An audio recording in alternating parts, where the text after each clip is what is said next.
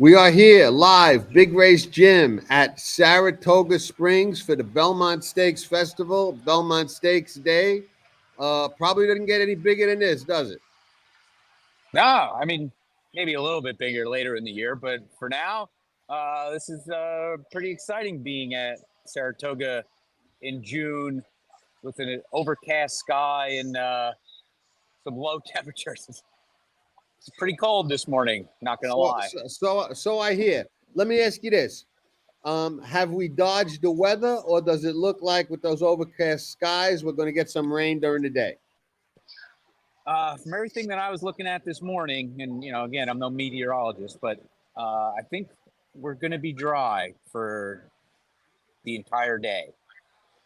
So, Okay, that would be a positive. Couple of things we'll address real quick. We got a big scratch later, or significant scratch in the Suburban with Charge It.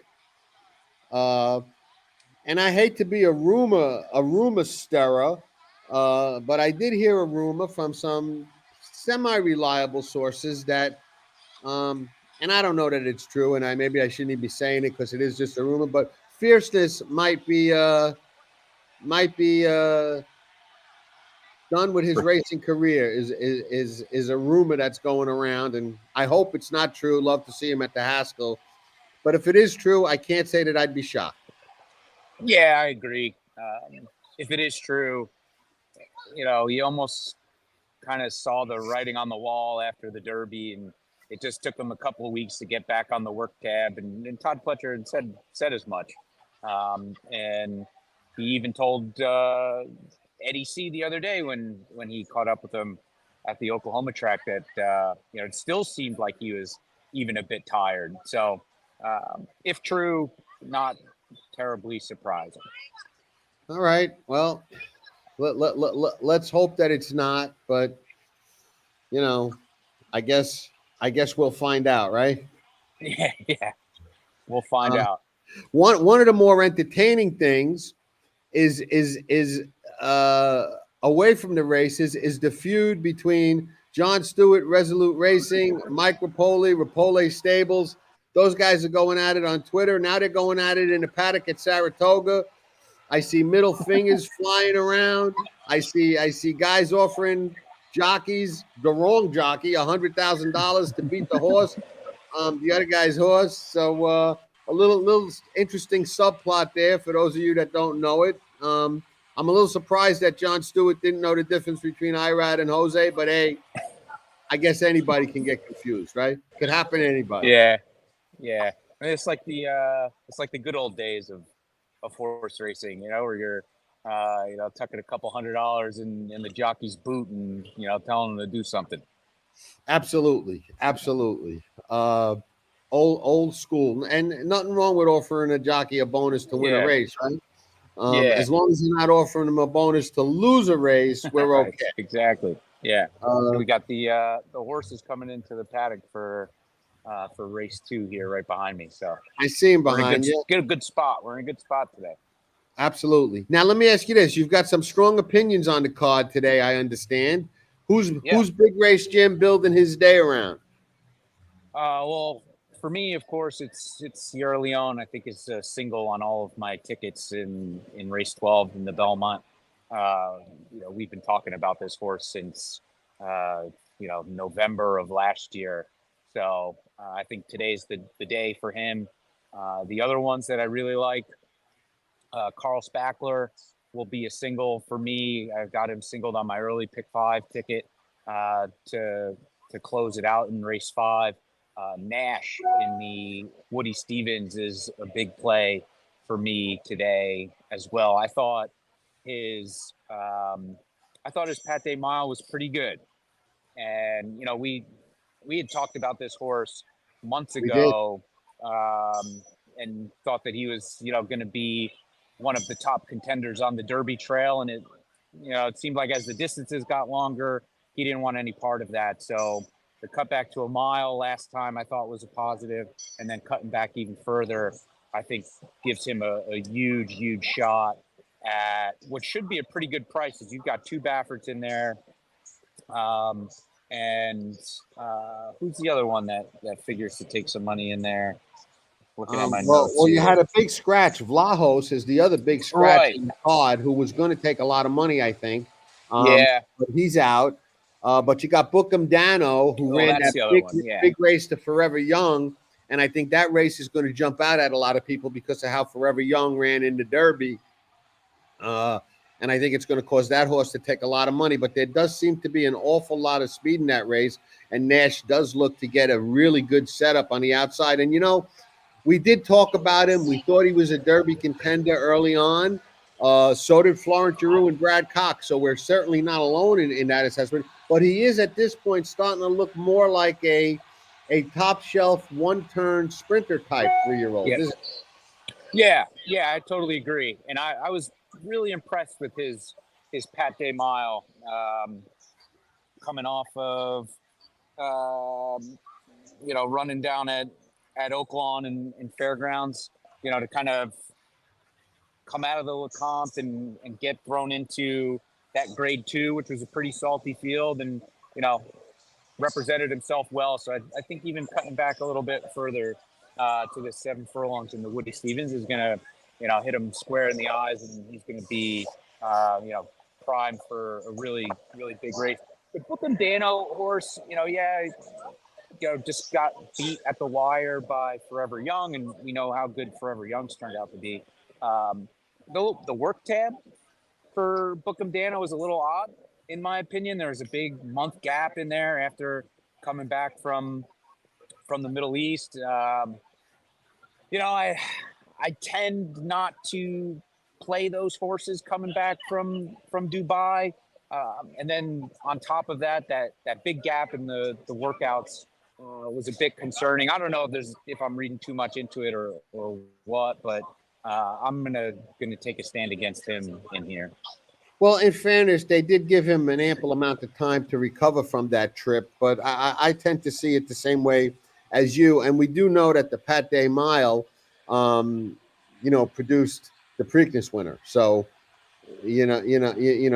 that's another check on the Nash column for sure. I happen to lean to another horse in that race. I think Prince of Monaco coming back is sitting on a really big race. They tried to, stretch that horse out in the Breeders' Cup. Didn't really work out, but always kind of looked like a sit right off the pace sprinter to me also. And I'm really not surprised he comes back in this spot. I'm looking for a big race from him. I'm with John Sierra Leone, and the interesting thing about him is if we do get rain, it really shouldn't affect him all that much at all because he's handled off tracks in the past, and I think that facing a smaller field than he faced in the Derby is going to give him an edge on Mystic Dan, who kind of got the trip and jump on him last time.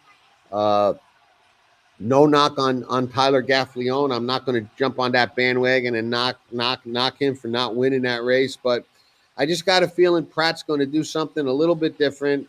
Change things up a little bit. Either move early, maybe move inside, do something a little different.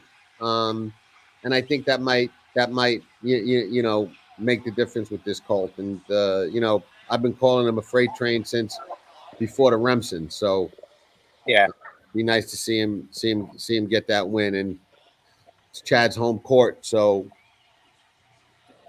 Yeah. I mean, he looked to be in good spirits walking around this morning. Nice gray suit, smile on his face walking around. So, seemingly relaxed and ready to go. And he already took race 1. So, we'll see how many more he can string together between now and whatever it is, 6:45 tonight. He's got a lot of live horses in today. Godolphin has some live horses in today. A lot of live horses. I'll throw something else out there that I talked a little bit about. You make these comments and you give people a baseball bat to beat you up with later, but that's just part of the game. You got to call it the way you see it, and you can't have no fear in this game. But I personally think Idiomatic is a vulnerable favorite today. I think that's a tough, tricky, competitive race. I I can't really get my arms around anybody specifically. Raging Sea, Chad Brown's horse, is probably my top choice with a gun to my head. But I think Idiomatic, can certainly win, but she looks like a vulnerable favorite to me. Yeah, they were talking about her earlier in the week, just kind of looking great over the training track the couple of times that she galloped around. But I'm with you. You know, I'm going to take a shot against her. I like the other Chad, the one randomized in there. Listen, randomized is going to probably be on the lead on the rail. Joel might be able to slow it down. And if you watch the Breeders' Cup, randomized gave Idiomatic, I mean, just about all she could handle, Yeah. So I'm going to take a shot with the one randomized in that 7th race. And how can you talking about that race, how do you knock Pretty Mischievous? Oaks winner, test winner over the racetrack. Never, if you look down her lines, she's never run a bad race. I mean, she's probably going to show up too. Yeah. Yeah, that's especially if it's a dry, fast track like it is.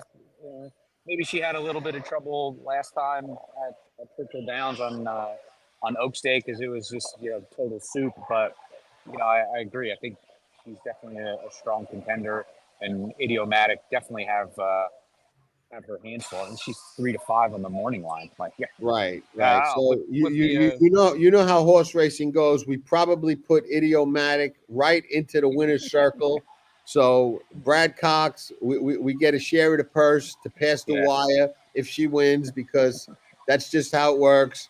So everybody run and bet Idiomatic at 1 to 2 and watch everybody beat us up with that baseball bat later. But she looks vulnerable to me, and you agree. Yeah. All right. Enjoy the day. That's our live check-in from Saratoga Springs, New York. Hopefully the weather somehow stays away. We get a fast and firm day, and I think whatever happens, we're going to get some great racing to watch and wager on. You can wager at amwager.com. Visit them for the latest promos. Bet the Belmont and everything else that surrounds it, and all the other racetracks too. So amwager.com for the latest promos. They got some great promos going on. Great platform, and go get them, Big Race Jim. Yeah, we'll see. We're alive in the early pick 5 after 1, alive in the rolling pick 3 to kick it off. So we'll see how far we get, but it's 10 after 11 and place is already packed. So okay, sun's starting to peek through right now. So you're right. Hopefully it burns off those clouds, and you got a beautiful day out there. Yeah. All righty. Ciao. All right, thanks, John. Bye.